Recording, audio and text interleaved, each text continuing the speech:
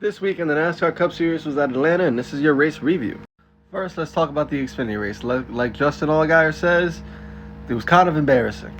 It was a caution-filled race. Most of the race was cautions until the third stage. I think the longest green flag run was 10 laps. So for the Cup race, obviously everyone saw that and said, hey man, we got to clean it up. And also, these are the best drivers in the world. They're smarter. So the Cup drivers decided to play it safe. All right, let's go into the racing. Alright, so let's talk about the race. The entire first part of the race was very much single file. Penske dominated. They had the three-car tandem going. They had great teamwork, and teamwork is key in these super speedway events, and I wish other teams like freaking Hendrick would understand that and maybe would start winning. So for the entire first stage, the top/middle lane was dominant.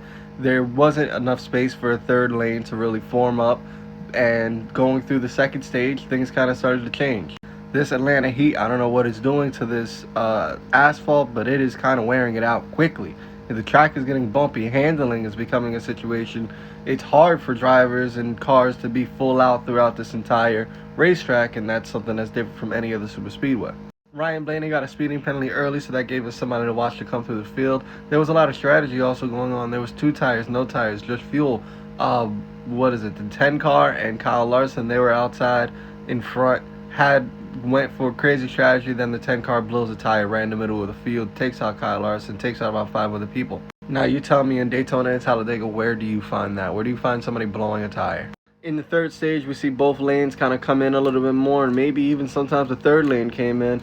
Joey Logano came out of nowhere to make a last lap pass, beating his ex-teammate Brad Keselowski. If you didn't like that finish, go like Broadway, because there's really nothing for you in motorsports then. Surprisingly, Jeff Gluck's pole for if it was a good race is 52:48 for it being a good race, and I'm surprised that this many people thought it was not a good race. I was pretty excited throughout.